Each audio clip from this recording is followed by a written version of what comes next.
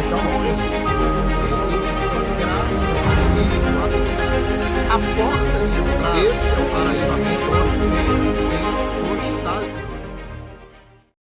Bem, queridos, Deus abençoe. Professor Charles.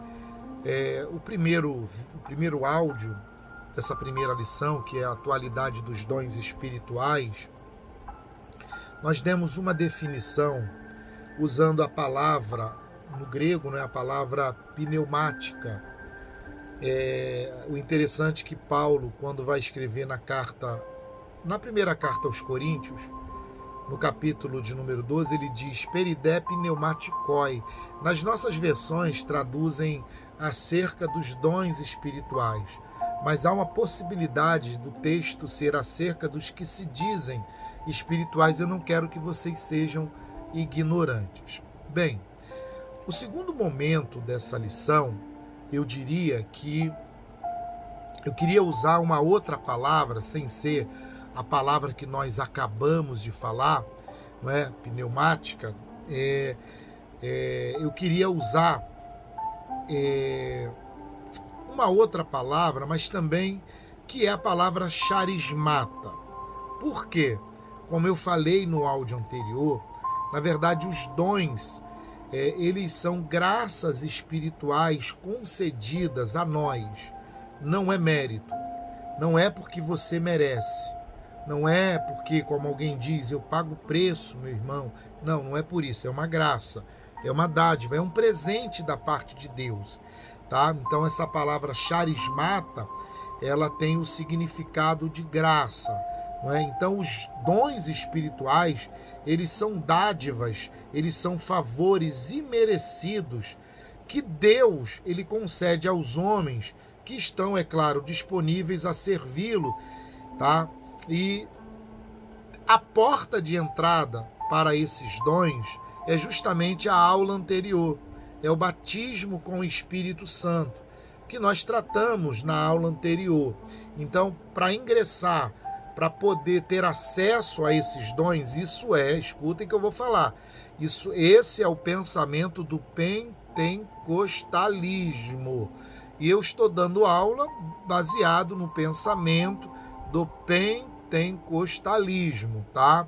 Agora, quando vamos fazer a verificação do significado da palavra charismata, é muito importante, porque nós vamos perceber que essa palavra vai demonstrar, é claro, de forma cabal, que os dons espirituais, eles são concessões divinas, tá? E eles decorrem do exercício, eu diria, da sua infinita misericórdia, não havendo aqui nenhum tipo de merecimento.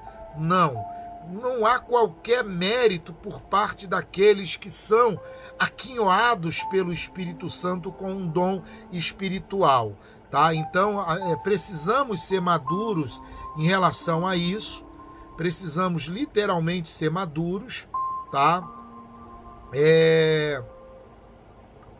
Por quê?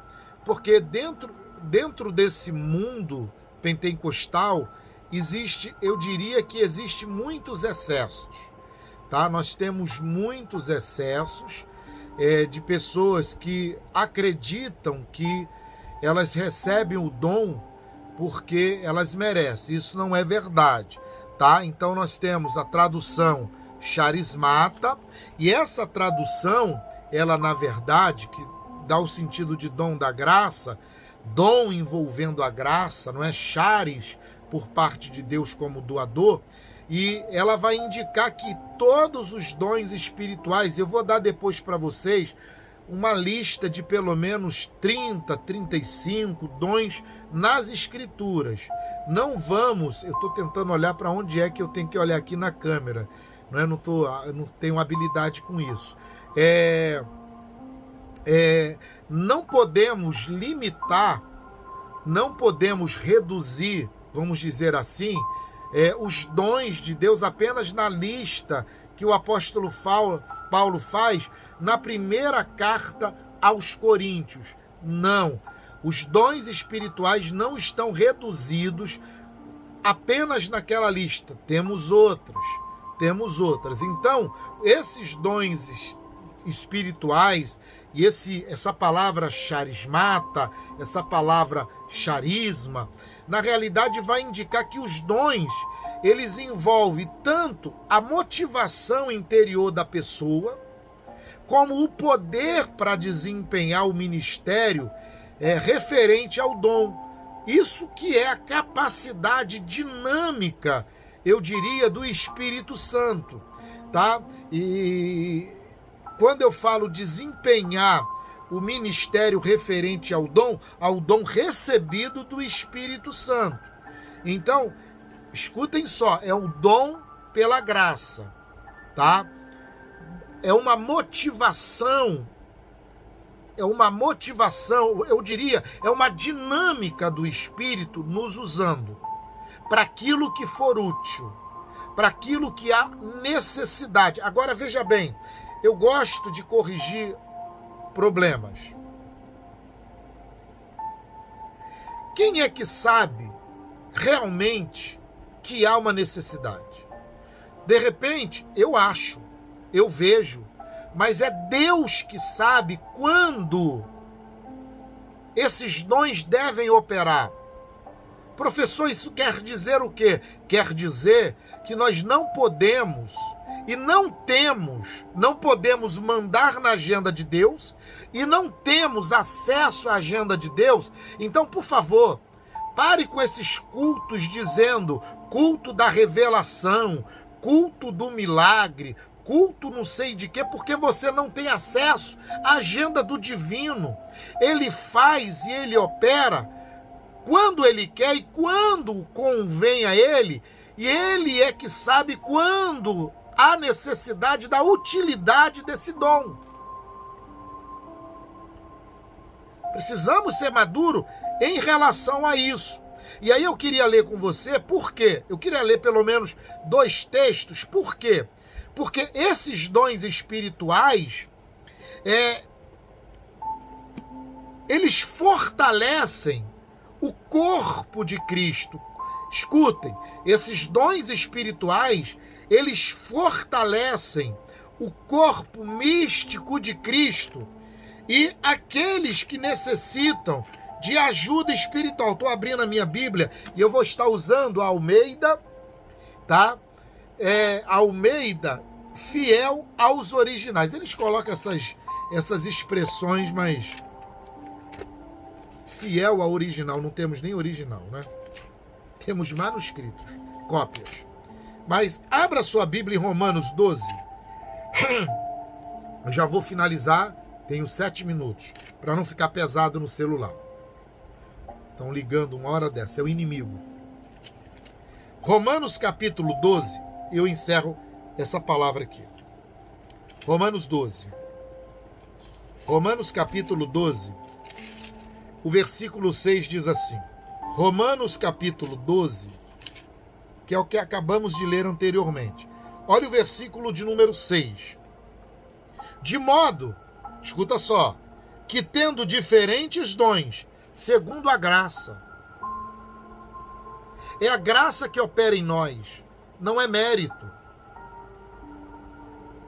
Não é porque nós mereçamos, não é porque você paga o preço, como eu falei no áudio, não. Ah, porque eu sou muito fiel. Gente, eu sei que no mundo pentecostal, ainda infelizmente, parece que se desenvolve uma teologia da retribuição, porque se você é fiel, Deus vai ser fiel contigo. Se você é infiel, Deus é infiel com você, quando na realidade, principalmente o evangelho, o mundo de Deus, tudo é orquestrado pela graça. Agora, isso não quer dizer que eu tenha que viver de forma babilônica. Não é isso. Nós precisamos aprender a servir a Deus por amor. Nós precisamos aprender a servir a Deus por gratidão, com generosidade, voluntariedade e não por interesse. Por isso que um dos temas da lição do livro de Jó que nós estudamos era essa. Será possível servir a Deus sem interesse? Então, seja fiel não porque você tem que receber, mas seja fiel porque você ama o Senhor. Então, olha só, é graça. não é merecimento, segundo a graça. Graça é favor que eu e você não merecemos. Então não é pela minha condição que Deus me concede, ou a concessão dos dons chega até a mim por causa do meu merecimento. Tira isso da cabeça. Olha o que diz aqui: segundo a graça que nos é dada, se é profecia, seja ela segundo a medida da fé. Agora eu vou ler, desculpe aqui, eu vou ler Efésios. Olha o texto de Efésios, o capítulo de número 4. Eu vou encerrar esse vídeo. É a primeira vez que eu gravo vídeo para vocês em toda a história da nossa existência como grupo de professor de escola dominical. Esse ano vamos comemorar 7 anos. Eu tenho mais de 2.000 áudios gravados, muito mais. Deve chegar aí a mais de 5.000 pela quantidade que eu tenho aqui. Já gravamos, é só você colocar 7 anos, cada ano tem 4, são 3 revistas, 4 revistas, imagine quantos áudios, né?